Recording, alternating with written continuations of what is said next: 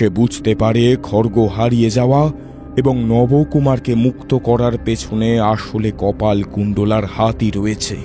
সে আর সেই ভর বহন করতে না পেরে হুড় হুড় করে যায়। ওই দেখো, মন্দিরের চূড়া দেখা যাচ্ছে ওখানে। বাইরে এসে দাঁড়ায় এক বৃদ্ধ মানুষ। আমি ওই যুবককে ঘরে বিশ্রামের ব্যবস্থা করে দিয়ে আসি। বিবাহ হলো নারী ধর্ম, তোমাদের বিবাহের ব্যবস্থা করছি। সকালেই তোমায় এখান থেকে চলে যেতে হবে। অধিকারী মনে মনে ভাবে, একবার সংসার করেছে তো কি হয়েছে? এতদিন ধরে ঘট খালি করেছি কি আর এমনি এমনি? অদৃশ্য কিছুর দিকে তাকিয়ে ভাবতে লাগলো একটা অদ্ভুত কথা।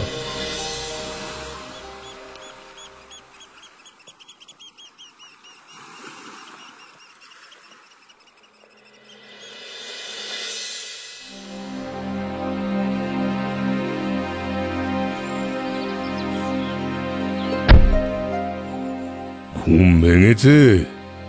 কাল রাতে ভালোভাবে ঘুম হয়েছিল? ভালোভাবে ঘুম হয়নি অধিকারী মশাই।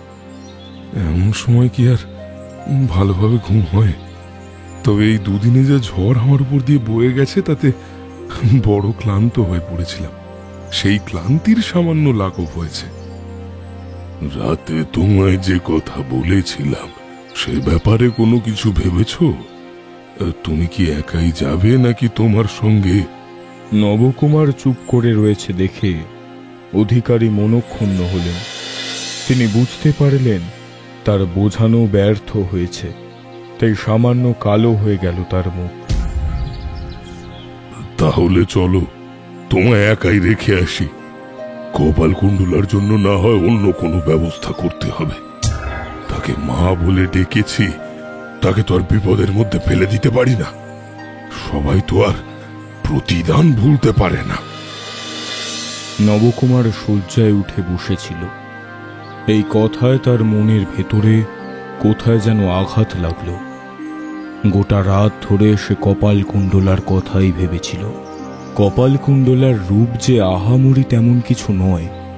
আসলে একাকী সমুদ্র তটে কপাল কুণ্ডলা নবকুমারের সামনে বারবার তার পরিত্রাতা হয়ে এসেছিল। তাই তাকে রূপবতী বলে মনে হয়েছিল। তার সেই সাধিকার মতো বেশ নবকুমারের চোখে লেগেছিল। সেটা গোটা রাত ধরেই তার মনে হয়েছে। আমি যদি আমার জীবন বাঁচানোর জন্য কপাল কুণ্ডলাকে প্রতিদান দিতে চাই, তাহলে সে কি আমায় স্বীকার করবে? আমি যদি তাকে ধর্মপত্নী বানিয়ে এখান থেকে নিতে চাই, অধিকারী মশাই, আজ থেকে তাকে আমি আমার সবকিছু দিলাম। আজ থেকে কপাল কুণ্ডলা আমার স্ত্রী। তার জন্য আমায় যা করতে হয় আমি করব। তাকে বিপদ থেকে রক্ষা করার জন্য আমি আমার প্রাণ দিতেও প্রস্তুত। কিন্তু কন্যা সম্প্রদান কে করবে? অধিকারী বোধহয় এর জন্যই প্রস্তুত হয়েছিল। এমন কথা শুনে তার মুখে হাসি ফুটল। তুমি কোনো চিন্তা করো না, কন্যা সম্প্রদান আমি করব। তাকে আমি মা বলে ডেকেছি। সেই কাপালিকের পরে আমি তাকে বড় কাছ থেকে দেখেছি, তাই আমি তার সম্প্রদান করব। তাহলে অধিকারী মশাই, বেশি দেরি করবেন না।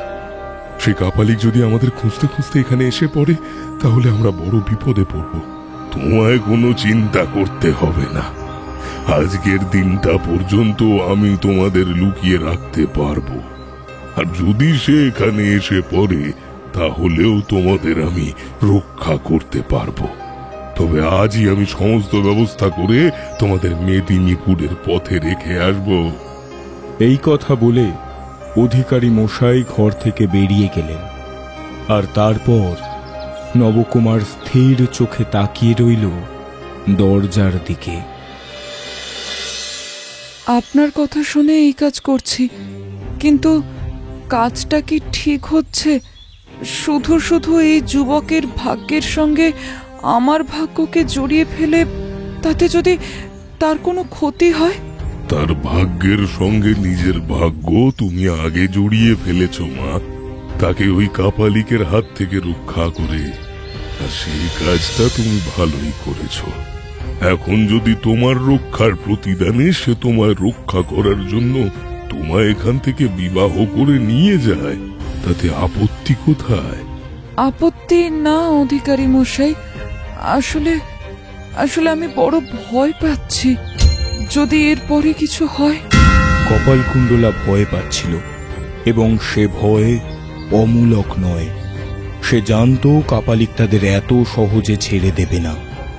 এই দুনিয়ায় যে প্রান্তেই সে গিয়ে লুকিয়ে পড়ুক না কেন, কাপালিক তাকে ঠিক খুঁজে বার করবে।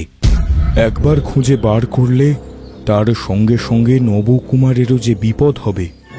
আমি সবই বুঝতে পারছি মা, কিন্তু ওই মুহূর্তে আমাদের কাছে করার মতো কিছুই নেই। তোমরা এখনকার মতো এখান থেকে চলে যাও, তারপরে যা হবে তা নয় দেখা যাবে। বেশ, তাহলে আপনি যা বলবেন তাই হবে।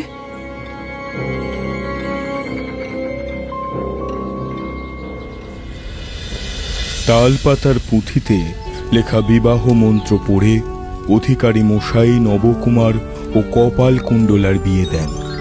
নবকুমার কপালকুণ্ডলার সিঁথিতে সিঁদুর দান করার পরে আগুনের সামনে মন্ত্র পড়ে বিবাহ বন্ধনে আবদ্ধ হয় ওরা দুজন।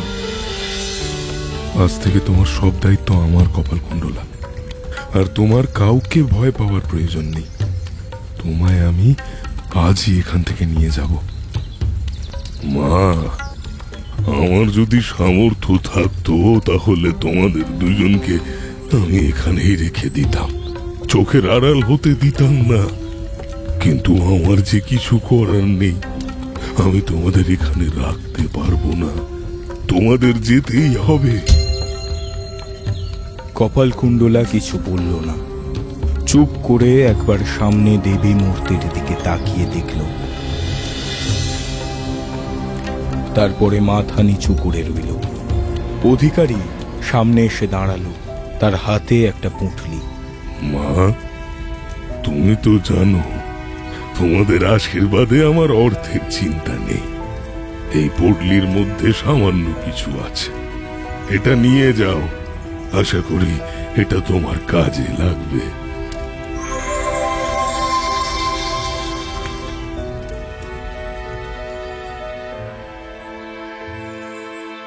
কপালকুণ্ডলা একটা বেল পাতা নিয়ে মায়ের মূর্তির পায়ের কাছে রেখে চোখ বন্ধ করে বসে রইল কিছুক্ষণ। কিন্তু অদ্ভুতভাবে পায়ের উপর থেকে বেল পাতাটা নিচে পড়ে গেল।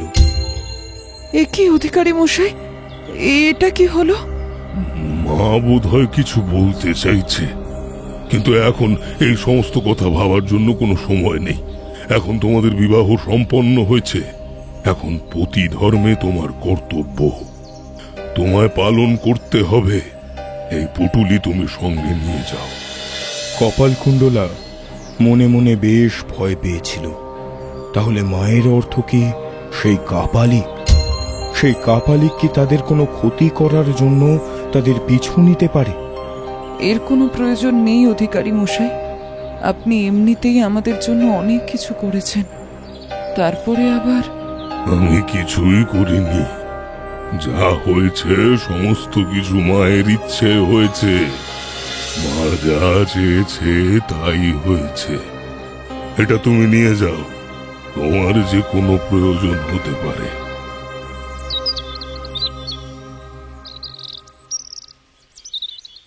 সেদিন মন্দির থেকে বেরিয়ে দুপুরবেলা ওরা তিনজন মিলে মেদিনীপুরের পথ পর্যন্ত পৌঁছালো। কপালকুণ্ডলার চোখে এবার কিন্তু জল এলো। অধিকারীও কাঁদতে লাগলো। আমাদের ভুলে যেও না মা, যদি কখনো ভাগ্যে থাকে তাহলে তোমাদের সঙ্গে আবার দেখা হবে। নিশ্চয়ই দেখা হবে ওর, অধিকারী মশাই। আমি একবার বাড়িতে পৌঁছাই, তারপরে এই সমস্ত সমস্যার সমাধান করব। একবার বাড়িতে পৌঁছালে ওই কাপালিক আর আমাদের কোনো ক্ষতি করতে পারবে না। কপালকুণ্ডলা মনে মনে ভাবল, নবকুমার এখনো ওই কাপালিককে ভালোভাবে চিনতে পারেনি। তার পক্ষে অসম্ভব কোনো কাজই দুনিয়াতে নেই। আর দেরি করা চলে না, এখনই আমাদের বেরিয়ে পড়তে হবে, না হলে সন্ধে নামলে আর আর পথ চেনা যাবে না। এখান থেকে গরুর গাড়ির ব্যবস্থা করতে হবে আমাদের। নবকুমার গরুর গাড়ির ব্যবস্থা করার জন্য বেরিয়ে পড়ল। মেদিনীপুরের এই পথে গরুর গাড়ি পাওয়া যায়।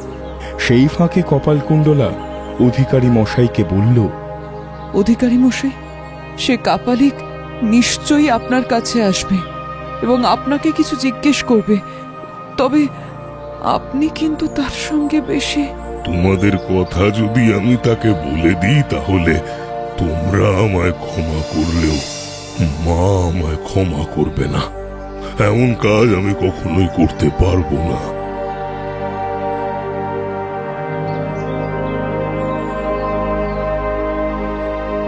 নবকুমার আর কপালকুণ্ডলা অধিকারীর কাছ থেকে বিদায় নিয়ে বাড়ির পথে রওনা হলো গরুর গাড়িতে।